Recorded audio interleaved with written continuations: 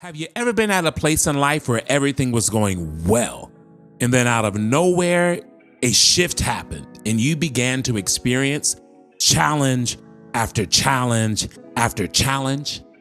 Well, I'm going to remind you of one of life's greatest lessons.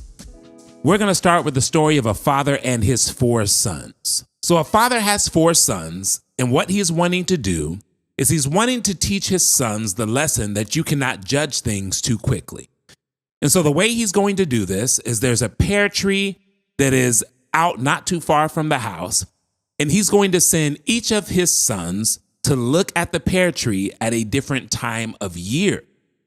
They're going to go look at the pear tree, and then at the end of the year, you're going to come back and we're all going to discuss what happened. So he sends his first son, and his first son goes in the winter. The son comes back and dad goes, "All right, man, you're up. Tell us what you saw." The son looks at his father and says, "Dad, why'd you send me to look at that tree? There was nothing on it. It was bent up. It was shriveled up. It looked like it was dead. I don't understand why you sent me to go look at this dead, shriveled up tree." The father said, "Okay, very interesting. Now, son number 2 went in the spring. So son number 2 comes back, and now it's time to discuss it." And so dad says, "Hey, son number 2, what did you see?" And son number 2 says, "Hey, I don't know what my brother over here was talking about, because the tree that I saw had buds all over it. It was full of promise, and it looked like its life was just beginning." Son number 3 went in the summer. And so it's his turn. "All right, son number 3, what did you see?" And son number 3 says, "Listen, I don't know what they're talking about, because the tree that I saw had blooms all over it. It was huge. It smelled really sweet, and it was beautiful." Son number 4 went in the fall. And son number 4 looks at his brothers and says, "Okay, but did y'all try the fruit?" His brothers said, "What fruit?" Son number 4 says, "Well, when I went, the tree actually had pears on it, and I was able to taste one. It was delicious, and it was really cool." And at that point, the children began to argue back and forth like kids do. And the father stops them in the middle of the argument and says, Hey, be easy, be easy. And he begins to explain to them that they don't need to argue about who was right, because they were all right. But what they saw was one season of the tree's life. He proceeded to tell his kids that you cannot judge a tree and you cannot judge a person by one season of life. Seasons are a principle. And so just as Earth itself goes through 4 seasons, you and I experience 4 seasons of life. Everything in life is cyclical. And one of the things that anyone who's lived any time of life understands is that there's no escaping challenges in life. The only way for you to escape a challenge is for you to have grass growing around you. The only way for you to escape life's challenges is for you to have a chalk line around your body. But if you're going to be in the land of the living, challenges are a part of the job description. It was Charles Duwall that said, "In life, you will be presented with a series of God-ordained opportunities brilliantly disguised as problems and challenges." And since there's no escaping challenges, I believe that perspective plays here. And the most healthy perspective for you and I to adopt is the simple thought that we are always in process. There is no standstill in life. You're either moving forward, and yes, you might be moving backward, but make no mistake about it, there is no stand still in life. In life, there is persistent movement. And understanding where you're at now in life, understanding where you're at in this season of life, is crucial for you making it through to the next season. So we all go through 4 seasons. So let's talk about what the 4 seasons represent. First up, we have spring. Spring represents the promise of hope renewal, and new beginnings. Spring represents a plethora of opportunities that are just waiting to unfold. Spring is the season in life where what was once assumed dead can live again. That sounds like Easter Sunday, don't it? Spring is the season of anticipation. Spring is the season of anticipation of growth and a transformation that is to come. And then you have summer. Summer is the season of joy and exuberance. Summer is the season of abundance. Summer is the season of life where we eat, drink, and be merry, for tomorrow we live. Summer is the season for us to put the top down on the Mercedes. But the thing about summer is the summer season of life, while it's the season of abundance, and while it's a season where we really, really feel good about our situation, it is also the season where you and I are most likely to become distracted. It's the season where if we're not careful, we can begin to forget or at least lose focus on all the little things that we were doing that allowed us to enter the season of abundance. So with that, summer is a season that we need to manage our risk carefully. It's the season of distraction, and it's the season where you are most likely to stray from your growth and your development journey. Fall marks a season of reflection on success and achievements. Fall is a season of change. And then you have winter.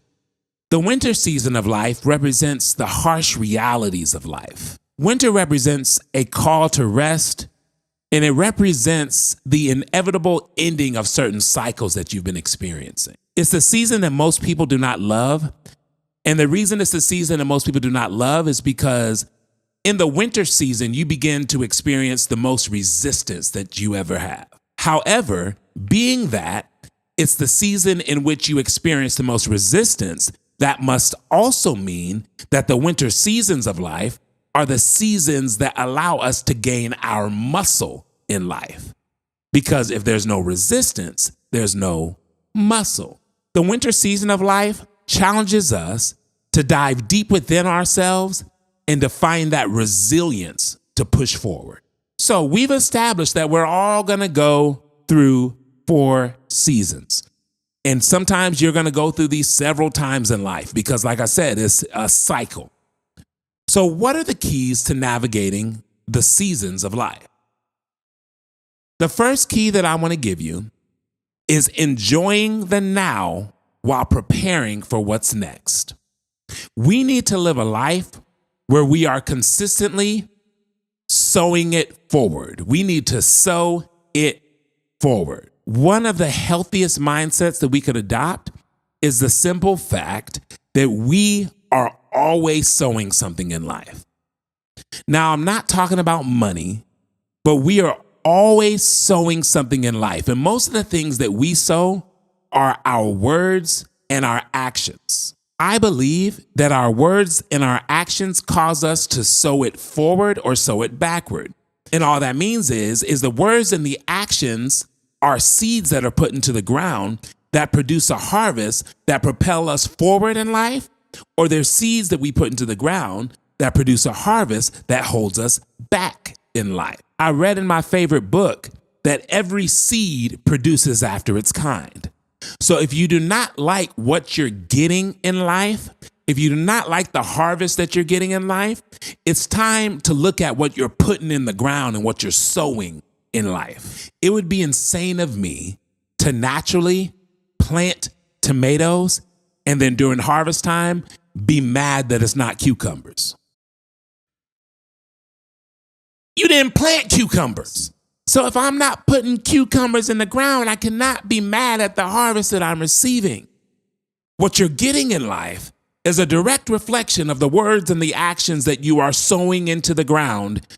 And I encourage you to be a person that sows it forward and not backward. Another key is adaptability. Life is dynamic and change is inevitable. I've said it here before that a lot of people assume that they do not like change, or there's a saying that people do not like change. It's not that they don't like change. They don't like when life or when people try to force them to change.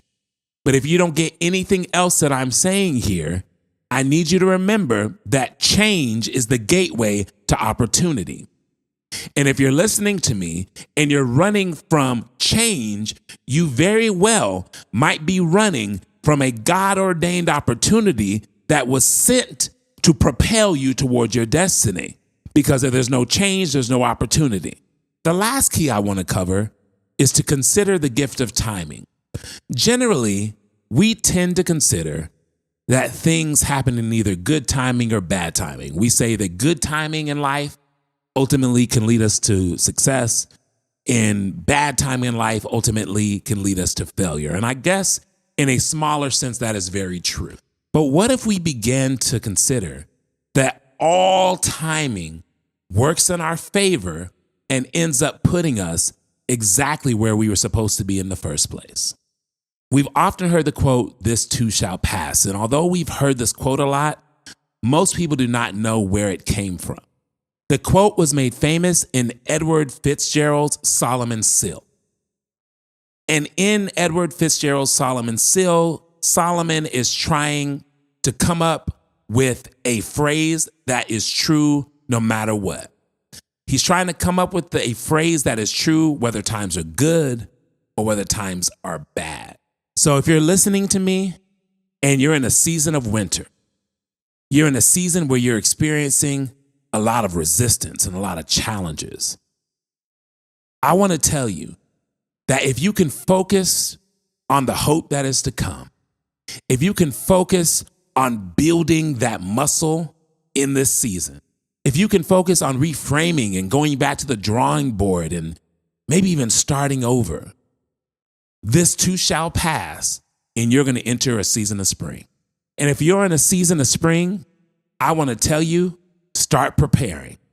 Get ready, because this too shall pass, and you're going to enter a season of summer.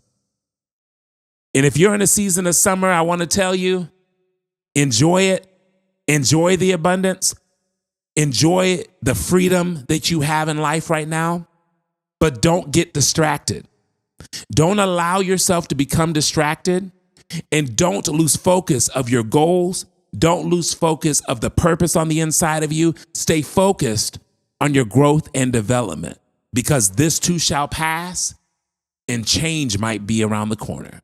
And if you're in a season of fall and that season of change, never forget that change is the gateway to opportunity. But whatever season you're in, believe that it is working for you and not against you. Always remember that growth is a journey. It's not a destination. I'm in it with you, and I'll catch you on the next one.